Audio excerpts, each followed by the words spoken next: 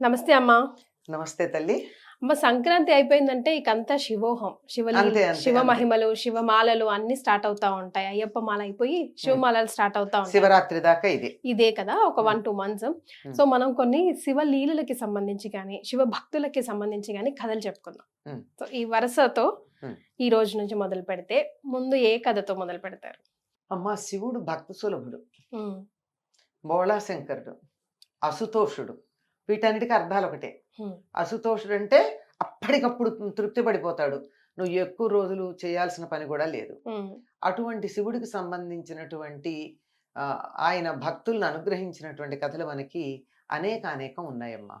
ముఖ్యంగా ఈ శివభక్తులకి సంబంధించినటువంటి మనకి నాయనార్లని కొంతమంది వాళ్ళకి ఇలాంటివి అనేకం ఉన్నాయి. అటువంటి వాటిల్లో ముచుకుందుడు అనేటటువంటి భక్తుడి కథ ఒకటి మనకి చాలా ఆశ్చర్యకరంగా అనిపిస్తూ ఉంటుంది. ఎట్లాగంటే ముచుకుందుడు పేరు చూడండి ఎలా ఉందో. ఈయన తర్వాత మనకి ముచుకుందుడు అన్న ఆయన భాగవతంలో కూడా ఒక ఆయన కనపడతాడు, ముచుకుంద వరదుడు అని చెప్పి. ఆ వరదుడు కృష్ణుడు, ముచుకుందుడు. అయితే ఈ ముచుకుందుడు అనేటటువంటి వాడు అసలు ఆయన ఆవిర్భావమే చాలా గమ్మత్తుగా ఉంటుంది. ఒకసారి శివుడు పార్వతి కైలాసంలో వనవిహారం చేస్తారు. ఇద్దరు వాళ్ళు చాలా మంచి ఆది దంపతులు అవడానికి అసలు ప్రేమ అంటే వాళ్ళని చూసి తెలుసుకోవాలమ్మా ఎలా ఉండాలో. ఇద్దరు కలిసే ఉంటూ ఉంటారు, చక్కగా శరీరంలో సగభాగం ఇచ్చేసారు ఇద్దరికి. అసలు మనం గమ్మత్తుగా చూసినట్టయితే వాళ్ళిద్దరి కాంబినేషన్ ఏమిటమ్మా, ఎక్కడన్నా పోలికలు ఉన్నాయో ఇద్దరికి? ఈవిడ నల్లగా ఉంటుంది, ఆయన తెల్లగా ఉంటాడు. ఆయన తెల్లగా ఉంటాడు కర్పూర గౌరాంగుడు, కర్పూరం లాగా తెల్లగా మెల్లమెలా మెరిసిపోతూ ఉంటాడు. బ్లూ కలర్ వేస్తారు ఎందుకు చిత్రపటాల్లో? తప్పు ఏదో అలా మన ఆడవాళ్ళందరూ తెల్లగా ఉన్నట్టు మగవాళ్ళంతా నల్లగా ఉన్నట్టు వేయడం ఒక అలవాటు అయిపోయింది. కానీ శివుడు తెల్లగా ఉంటాడు, కర్పూరం లాగా మెల్లమెల్లమెలా మెరిసిపోయే తెలుపు. అందువల్ల ఆయన కంఠంలో ఆ నల్లని మచ్చ చాలా బాగా స్పష్టంగా కనపడుతుంది అనమాట. అమ్మవారు నల్లగా నిగనిగలాడుతూ ఉంటుంది, చాలా అందగత్తే, నలుపే నాణ్యం. అలాంటి ఆవిడ, వీళ్ళిద్దరు పైగా ఆయనేమో ఒళ్ళంతా పాములు గేములు, ఆ వ్యవహారం బూడిద అవి. ఈవిడేమో రాజకుమార్తె, చక్కని నగలు, అందంగా మంచి వస్త్రాలు, జిలుగు వస్త్రాలు ఇవన్నీ ఉంటాయి. ఇలాంటి వీళ్ళిద్దరికి ఒకళ్ళంటే ఒకళ్ళు ఎంత ప్రేమ అంటే, అది ప్రేమకి ఈ భౌతికమైనటువంటి అంశాలు కానీ తర్వాత అలంకారాలు కానీ ఇవేవి కారణం కాదు అని చెప్పడానికి వాళ్ళిద్దరే ఉదాహరణ. అన్నిటికీ అతీతం అసలు ఈ ఆనందం వాళ్ళిద్దరిది చెప్పడానికి వీలేదు. ఇద్దరికి నృత్యం అంటే ఇష్టం, ఆయన తాండవం చేస్తే ఈవిడ లాస్యం చేస్తుంది. ఈ ఇద్దరు కూడా అన్నమాట చక్కగా అనుకూలంగా అలా విహారం. కానీ మనం కొన్ని కాంబినేషన్స్ చూసినప్పుడు అమ్మా, అసలు వీళ్ళకి ఎలా మ్యాచ్ అయిందో, ఎలా సెట్ అయిందో, ఎలా ఒప్పుకున్నారో అనుకుంటాం. అవును, ఇదిగోండి ఇలాగే ఇంతే శివపార్వతుల్లాగా. ప్రేమ గుడ్డిది, అసలు ఎంత ప్రేమ గుడ్డిది కాదు, ప్రేమ చాలా అతీతమైనటువంటిది, వాటన్నింటికి చాలా పవిత్రమైనటువంటిది. అసలు అదన్నింటినీ ప్రతి దానిని కూడా తనలో కలుపుకునేటటువంటిది ప్రేమ. అలాంటి వీళ్ళిద్దరు అలా విహారం చేసి చేసి చేసి చేసి చాలా సాయంత్రం అయిపోయింది. ఒక బిల్వ వృక్షం కింద విశ్రాంతి తీసుకుంటున్నారు. తీసుకుంటే పార్వతీదేవి ఒళ్ళో తలపెట్టుకుని అలా అలా విశ్రాంతిగా ఆయన రిలాక్స్ అవుతారు, విశ్రాంతి తీసుకుంటారు. ఆ సమయంలో ఒక కోతి ఆ కైలాసంలో అటు నుంచి అటు, అటు నుంచి ఇటు, ఇటు నుంచి ఎరుగుతూ కొమ్మల మించి వస్తూ వస్తూ వీళ్ళిద్దరూ ఉన్నటువంటి చెట్టు మీదకి వచ్చింది. వచ్చి కోతి లక్షణం ఏమిటి, ఖాళీగా ఉండలేదుగా, అది ఒక్కొక్క ఆకు తుంచుతోందిట. తుంచితే కరెక్ట్ గా ఆకు తుంచితే దీని చేతిలో నిలుస్తాయా ఏమన్నా, సగం కిందే పడతాయి. అలా పడుతూ ఉంటే ఎక్కడ పడ్డాయి, పాదాల మీద పడ్డాయి, శివుడి పాదాల మీద, లేత బిల్వదళాలు. ఆయన లెక్క పెట్టుకుంటున్నాడు, 108వ దళం పడింది. వెంటనే కోతిని కిందకి పిలిచాడు, నీకు వరం ఇస్తున్నాను అన్నాడు. శివుడికి ప్రదోష వేళ పూజ చేయడం చాలా ప్రధానం. ప్రదోషం అంటే సూర్యాస్తమయానికి కొంచెం ముందు, సూర్యాస్తమయం అవుతూ ఉండగా, అంటే రాత్రి కాకుండా ఉండేటటువంటి సంధ్యా సమయం, సాయం సంధ్యా సమయం. ఆ సమయంలో 108 బిల్వపత్రాలు తప్పటికప్పుడు చెట్టు నుంచి కోసి నిన్నటిది మొన్నటిది తీసుకొచ్చి దాచిపెట్టింది కాదు, దాంతో పూజ చేసింది. ఆయన బోళాశంకరుడు కదా, పూజ కూడా చేయలేదు అసలు, అది పడింది ఆయన కాళ్ళ మీద. ఆయన బోళాశంకరుడు కదా, తనకి ఇష్టమైంది దొరికింది. కావాలని ఇచ్చిందా, బలవంతంగా ఇచ్చిందా, ఇష్టం లేకుండా ఇచ్చిందా కాదు, తనకి ఇష్టమైంది ఇచ్చింది అంతే. తృప్తి పడ్డాడు. తృప్తిపడి పిలిచి 108 బిల్వదళాలతో నన్ను పూజించావు కదా ప్రదోష వేళ నాకు ఇష్టమైన సమయంలో.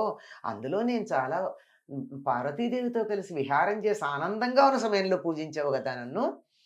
1008 సంవత్సరాలు నువ్వు భూలోకంలో చక్రవర్తివై భూమిని పరిపాలిస్తావన్నాడు. హ్మ్. గొల్లున ఏడ్చింది ఆ కోతి. ఓ. ఎందుకు ఏడుస్తున్నావు నీకింత మంచి వరం ఇస్తే అన్నాడు. హ్మ్.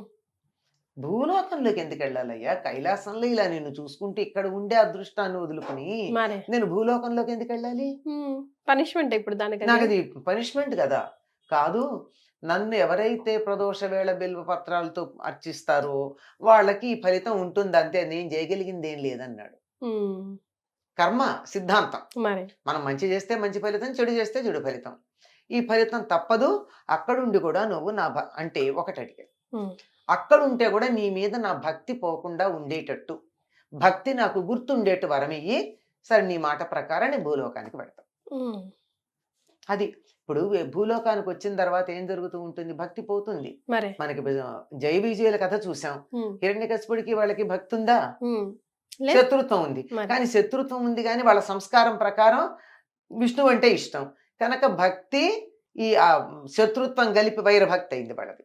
అట్లా కాకుండా నాకు భక్తి ఉండేటట్టు చూడమన్నాడు. సరే అనుగ్రహించాడు. ఈయన భూలోకంలో ముచుకుందుడు అనే రాజుగా పుట్టాడు. ఇంద్రుడితో సమానమైనంత వైభవంతో రాజ్యాన్ని పరిపాలించాడు. పైగా ఇంద్రుడు ఆయనకి స్నేహితుడు. ఆ రోజుల్లో స్వర్గలోకానికి రాకపోకలు బాగానే ఉండేవి. మొన్నటికి కూడా ఉన్నాయి కదండి. శంకర్లు వెళ్ళలా స్వర్గలోకానికి? ఆదిశంకర్లు అలా వెళ్ళి రావడం పెద్ద కష్టమేం కాదు. ఇప్పుడు సామాన్య ప్రజలకు కష్టంగా ఉంది. అప్పుడు కూడా అందరూ వెళ్ళారా? ఇలాంటి భక్తి కలిగినటువంటి వాళ్ళు, శక్తి కలిగినటువంటి వాళ్ళు మాత్రమే వెళ్ళేవారు. సరే ఇంద్రుడితో కలిసి ఏదో యుద్ధానికి కావాల్సి వస్తే సహాయం చేశాడు. సహాయం చేశాక ఇద్దరు కలిసి ఇంద్రలోకంలో, స్వర్గంలో అలా విహారం చేసి సాయంకాలం అయ్యేటప్పటికి చక్కగా ఆకాశగంగలో స్నానం చేసి ఈయన అందరూ అప్సరస్సులు వాళ్ళందరూ సేవించుకుంటూ ఉన్నారు ఈయనకి. ఇలా చేసుకున్నాక ఆకాశగంగలో స్నానం చేసి ప్రదోష వేళ శివ పూజకు వెళ్ళారు వీళ్ళు. సాయం సమయంలో కదా శివుడి పూజకి ఇష్టమైన సరైనటువంటి సమయం. వెళ్ళారు. అక్కడ ఈయనకి స్వయంభూ అయినటువంటి సోమస్కందమూర్తి ఉంది. సోమస్కందమూర్తి అంటే సా ఉమా స్కంద. సా అంటే కూడుకున్న, ఉమా పార్వతీదేవితో, స్కంద అంటే స్కందుడితో కూడుకున్నటువంటి మూర్తి. అంటే శివపార్వతులు, ఇటుపక్క గణపతి, ఇటుపక్క కుమారస్వామి ఉన్నది. మనకి తరచుగా గణపతి ఉన్నటువంటి బొమ్మలు కనపడతాయి కానీ కుమారస్వామి ఉన్నటువంటి దక్షిణ దేశంలోనే కనపడతాయి. చాలా తక్కువ. అవునమ్మా. దక్షిణ దేశం అంతా సోమాస్కందమూర్తి ప్రధానం వాళ్ళకి. ఆ సోమాస్కందమూర్తి ఉంది ఈయన దగ్గర. దానికి పూజ చేశాడు. పూజ చేసిన తర్వాత ఈయనకి అసలు తన్మయత్వం ఒళ్ళు తెలియదు. శివభక్తి ఆ సోమాస్కందమూర్తిని చూడంగానే ఆనందంతో తన్మయమైపోయి దాంట్లో లీనమైపోయి ఆ భక్తిలో అలా ఉండిపోయాడు ఈ ముచుకుందుడు. అంతా అయ్యాక, మిత్రమా నీ వల్ల నాకు ఇంత మేలు జరిగింది, నువ్వేదన్నా కోరుకుంటే కోరిక తీరుస్తా అన్నాడు. ఇలా ప్రమాదాల్లో పడతారు. ప్రమాదాల్లో ఎప్పుడు కూడా ఇది ఇస్తానని అనకుండా నువ్వేది కోరుకుంటే అది ఇస్తానన్నప్పుడు ప్రమాదమే కదా. అంతే కదమ్మా. అది ఏది అడుగుతారో తెలియదుగా. ఏమక్కర్లేదు, నాకు ఈ సోమాస్కందమూర్తిని ఇచ్చేయమన్నాడు. ఇది లేదు, నాకు ఇది ఇవ్వడానికి వీలు లేదు, శివుడికి అనుగ్రహం కోసం ఇది కావాలి అంటే, వెళ్ళి శివుడి దగ్గరని అనుమతి తెచ్చుకుంటాను దీన్ని తీసుకెళ్ళడానికి అన్నాడు. వెళ్ళి శివుడిని అడిగాడు. ఇంద్రుడి దగ్గర ఉన్నటువంటి సోమాస్కందమూర్తి నాకు కావాలి, దాన్ని చూస్తే ముచ్చట పడుతున్నాను అని. వెళ్ళు నా ఆజ్ఞగా చెప్పు, ఇచ్చేస్తాడు. వెళ్ళాడు. ఆయనకి ఇవ్వడం ఇష్టం లేదు. ఇస్తానని అన్నాడు. అందుకని విశ్వకర్మని పిలిచి దీనికి ఒక నకలు చేయించాడు. అది పట్టుకెళ్ళాడు. శివభక్తులు కూడా కొన్నిసార్లు అంత బోళాగానే ఉంటారు, ఆలోచించరు. పట్టుకెళ్ళి దాన్ని స్థాపన చేయబోతూ ఉంటే శివుడు చెప్పాడు, ఇది అసలైంది కాదు, నకిలీ. శివుడే హెల్ప్ చేశాడు. మళ్ళీ తీసుకొచ్చి ఇచ్చాడు. అవునా అవునా అని మళ్ళీ ఇచ్చాడు. ఇట్లా 6 సార్లు ఈ నకలే ఇచ్చాడు. 6 సార్లు శివుడే హెల్ప్ చేశాడు. 6 సార్లు. 6వసారి వచ్చి కొంచెం కోపం కాదు కానీ, ఇది తప్పు కదా, శివుడు ఆజ్ఞ కదా, శివుడు ఆజ్ఞ మీరితే శివుడు సంతోషపడతాడా, నాకు అది ఇచ్చాడు. ఇచ్చేటప్పుడు దాంతో పాటు ఒక సింహాసనం, నెమలి ఈకలతో చేసినటువంటి ఛత్రం, ఛత్రం అంటే గొడుగు. ఉమ్. గొడుగు దేంతో చేశారు? నెమ్. నెమలీకలతో చేసినటువంటి ఛత్రం. ఇలాంటివన్నీ ఇంకా దానికి సంబంధించిన అనేక వస్తువులు మనసులో బాధగా ఉన్న శివుడంతటి వాడు తన దగ్గర తీసుకోమని చెప్పాడు అన్న దాంతో ఇంద్రుడు ఇచ్చాడు. ఈయన తీసుకొచ్చి ఈ ముచుకుందుడు కమలాలయం అనేటటువంటి ప్రదేశంలో దాన్ని పెట్టాడు. ఉహుం. మూల విరాట్టుగా స్థాపించి, అందుకే మనకి తమిళ ప్రాంతం అంతా కూడా సోమస్కందమూర్తిని పూజించేటటువంటి సంప్రదాయం సో ఇప్పుడు మనకంత ఇక్కడ ఉంది, ఇప్పటికీ ఉందమ్మా. ఇప్పటికీ ఉంది. ఉమ్. ఇప్పటికీ ఉందంటారు. అందుకే వాళ్ళకి సోమాస్కందమూర్తి పూజలే ఇష్టం. ఉమ్. మీరు వెళ్ళండి తమిళనాడులో, ఉమ్. సోమాస్కందమూర్తి ఉన్నారా అని వెళ్ళి చూస్తారు. మనం అంటే శివుడు అంటే శివలింగము, పక్కనే అమ్మవారు ఉంటే మనకి చాలు. మరి లేదా గుమ్మంలో ఓ గణపతి అంతే. ఉమ్. మహా అయితే ఇటు పక్క ఇంకో కుమారస్వామి విడిగా, ఇంతే తప్ప ఒకే ఆసనం మీద శివుడు పార్వతి కుమారస్వామి ఉన్నదన్నమాట ఇది. ఉమ్. ఇది అక్కడ స్థాపించాడు.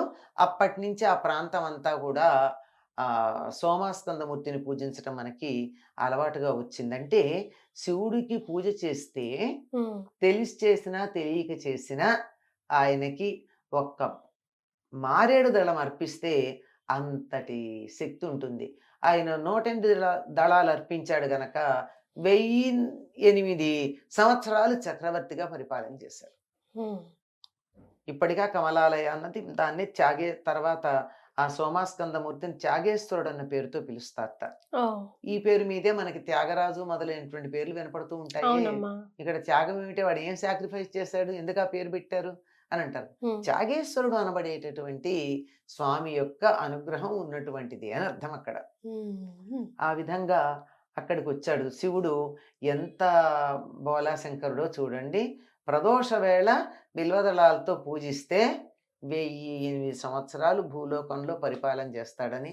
అంతవరకు పర్వాలేదు కానీ ఉమ్. ఈయన కోరిన కోరిక తీర్చడానికి ఇంద్రుడిని ఆజ్ఞాపించి, అది నకిలీ ఇస్తే ఈయనే సాక్ష్యం చెప్పి చెప్పి కరెక్ట్. ఇది సరైంది కాదు అని చెప్పి మళ్ళీ తెచ్చుకోమని చెప్పాడు.